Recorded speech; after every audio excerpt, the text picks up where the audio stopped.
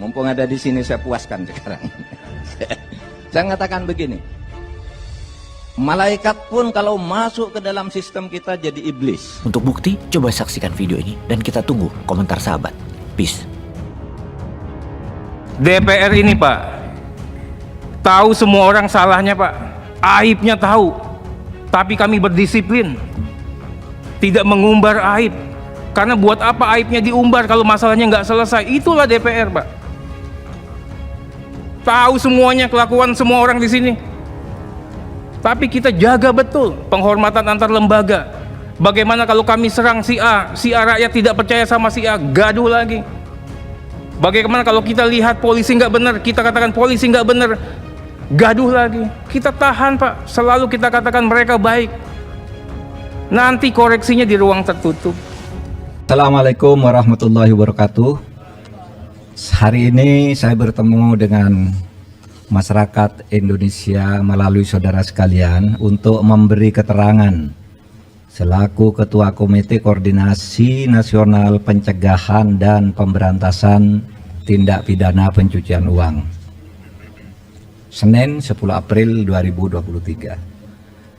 Saya selaku Ketua Komite Koordinasi Nasional Pencegahan dan Pemberantasan Tindak Pidana Pencucian Uang atau Komite TPPU baru saja memimpin pertemuan yang membahas penanganan transaksi keuangan mencurigakan dengan nilai agregat 349.887.502.987 atau lebih dari 349 triliun terkait Kementerian Keuangan.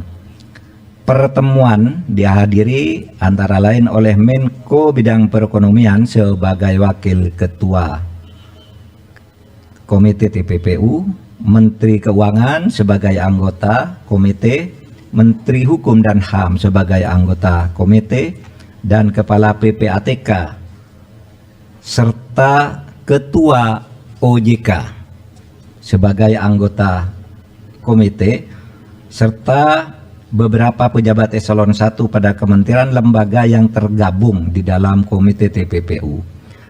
Pertemuan ini adalah rapat yang kelima yang dilakukan oleh komite baik di tingkat pengarah maupun di tingkat pelaksana setelah Ketua Komite dan Kepala PPATK mengadakan rapat dengan Komisi 3 DPR tanggal 29 Maret 2023 dan sebelumnya rapat Menteri Keuangan dengan Komisi 11 DPR RI tanggal 27 Maret 2023. Hasil pertemuan pagi ini sebagai berikut. 1. Tidak ada perbedaan data antara yang disampaikan oleh Menko Polhukam sebagai Ketua Komite di Komisi 3 DPR RI tanggal 29 Maret dengan yang disampaikan oleh Ibu Menteri Keuangan di Komisi 11 DPR RI tanggal 27 Maret 2023 karena sumber data yang disampaikan sama, yaitu data agregat. Sekali lagi, data agregat. Data agregat itu uang keluar masuk, bukan seluruhnya itu nilai yang mutlak, yaitu data agregat laporan hasil analisis atau LHA PPATK tahun 2009 sampai 2023. Terlihat berbeda karena cara klasifikasi dan penyajian datanya saja yang berbeda. Keseluruhan LHA, LHP yang mencapai 300 surat itu sama dengan total nilai transaksi agregat senilai lebih dari 349 triliun. Kemenko Polhukam mencantumkan semua LHA LHP yang melibatkan pegawai Kementerian Keuangan, baik LHA LHP yang dikirimkan ke Kemenko maupun LHA LHP yang dikirimkan ke APH atau aparat penegak hukum yang terkait dengan pegawai Kemenko, dengan membaginya menjadi 3 klaster, sedangkan Kementerian Keuangan hanya mencantumkan LHA LHP yang diterima dan tidak mencantumkan LHA LHP yang yang dikirimkan ke APH yang terkait dengan Kementerian Keuangan. Jadi ada yang ke Kementerian Keuangan, ada yang ke APH gitu. Nah, ini tidak dicakup. Itu saja bedanya. Dari 300 LH-LHP yang diserahkan PPATK sejak tahun 2009 hingga tahun 2023 kepada Kementerian Keuangan maupun kepada aparat penegak hukum, sebagian sudah ditindaklanjuti, namun sebagian lainnya masih dalam proses penyelesaian, baik oleh Kementerian Keuangan maupun oleh APH. Yang ketiga, Kementerian Keuangan sudah menyelesaikan sebagian besar LHA-LHP yang terkait dengan tindakan administrasi terhadap pegawai atau aparatur sipil negara yang terbukti terlibat sesuai dengan Undang-Undang Nomor 5 Tahun 2014 tentang ASN Jungto PP Nomor 94 Tahun 2021 tentang disiplin pegawai negeri sipil. Selanjutnya, Kementerian Keuangan akan terus menindaklanjuti dugaan terjadinya tindak pidana asal atau TPA dan tindak pidana pencucian uang atau TPPU sesuai dengan ketentuan Undang-Undang Nomor 8 Tahun 2010 tentang pencegahan dan pemberantasan TPPU yang belum sepenuhnya dilakukan. Nanti akan bekerja sama dengan PPATK dan aparat penegak hukum untuk menentukan langkah-langkah selanjutnya. Yang kelima, untuk laporan hasil pemeriksaan LHP dengan nilai transaksi agregat 189 triliun lebih yang disampaikan oleh Menko Polhukam di Komisi 3 DPR tanggal 29 Maret 2023 dan dijelaskan pula oleh Menteri Keuangan di Komisi 11 DPR tanggal 27 Maret 2023, pengungkapan dugaan tindak pidana asal atau TPA dan tindak pidana pencucian uang sudah dilakukan langkah hukum terhadap TPA dan telah menghasilkan putusan pengadilan hingga peninjauan kembali. Namun komite memutuskan untuk melakukan tindak lanjut termasuk hal-hal yang selama ini belum masuk ke dalam proses hukum atau case building oleh Kementerian Keuangan. Yang keenam, komite akan segera membentuk tim gabungan atau satgas yang akan melakukan supervisi untuk menindaklanjuti keseluruhan LHA-LHP dengan nilai agregat sebesar lebih dari 349 triliun dengan melakukan case building, membangun kasus dari awal. Tim gabungan atau satgas akan melibatkan PPATK, Ditjen Pajak, Ditjen Bea dan Cukai, Baris Krim Polri, Pitsus Kejaksaan Agung, Bidang Pengawasan OJK, BIN, dan Kemenko Polhukam. Komite akan melakukan case building dengan memprioritaskan LHP yang bernilai paling besar karena telah menjadi perhatian masyarakat, yakni akan dimulai dari LHP senilai agregat lebih dari 189 triliun. Terakhir, komite dan tim gabungan atau satgas akan bekerja secara profesional, transparan, dan akuntabel. Saudara, demikian penjelasan kami, mudah-mudahan disampaikan kepada masyarakat sehingga masalahnya menjadi jelas. Sekian, terima kasih. Assalamualaikum warahmatullahi wabarakatuh. Tidak ada ya? Besok, ya kami akan hadir besok.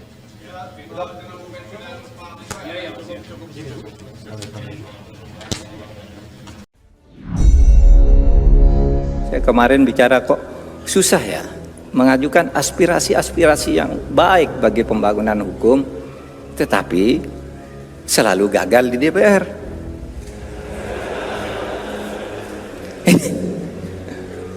Lalu siapa ini yang salah? Ini zaman Bung Karno tuh undang-undang, wah hebat loh, banyak lahir. Setiap ada aspirasi yang rakyat, undang-undang ini dibuat undang-undang. Zaman Pak Harto juga lumayan. Nah sekarang ini undang-undang penting, nggak bisa lahir.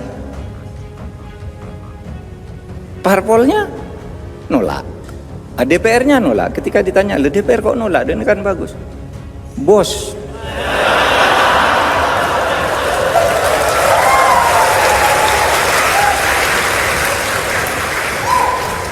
Enggak, ini kuliah.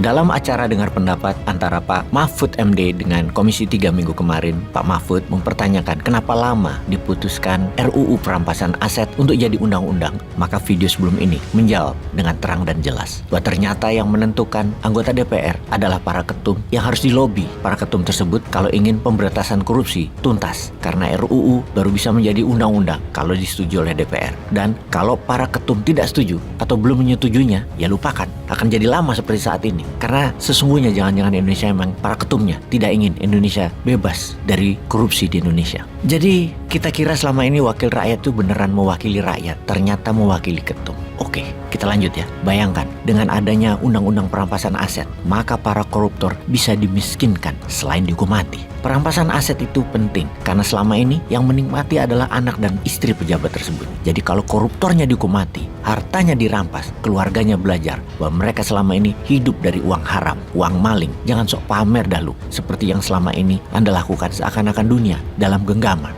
Oke sahabat, kita sekarang mereview sisi lain lagi. Mengapa investasi asing di Indonesia sifatnya adalah menyedot hasil alam yang tidak menguntungkan Indonesia, kecuali menghilangkan aset sumber daya alamnya? Mengapa investasi asing yang masuk bukan investasi sebagai pengganti sektor impor yang menguntungkan Indonesia? Baiklah, kita jelaskan perlahan maksudnya. Dalam keseharian, Indonesia ini banyak hal yang bergantung pada produk asing. Contoh misalnya minyak bumi atau BBM. Kemudian kendaraan bermotor dari motor, mobil, truk, bus, kereta api, pesawat, kapal nelayan. Belum lagi produksi alat-alat kebutuhan sehari-hari seperti TV, handphone, kulkas, mesin cuci, dan banyak lagi. Investasi mengganti impor itu menguntungkan karena membuat rupiah kuat dan tidak ketergantungan pada mata uang asing. Kalau kita impor, kita pakai mata uang asing, utamanya dolar. Kita impor katakanlah 1 juta barel per hari minyak bumi saat ini ya. Lalu ada yang berinvestasi mesin pirolisis yang bisa mengekstrak sampah plastik jadi BBM, jadi solar, atau jadi premium. Katakanlah 100.000 barel per hari hasilnya. Maka yang tadinya kita impor 1 juta barel per hari, atau kalau harga crude saat ini adalah $80 per barel, maka Indonesia itu importnya, crude-nya adalah 80 juta dolar per hari. Atau 80 juta dolar per hari itu adalah sekitar 1,2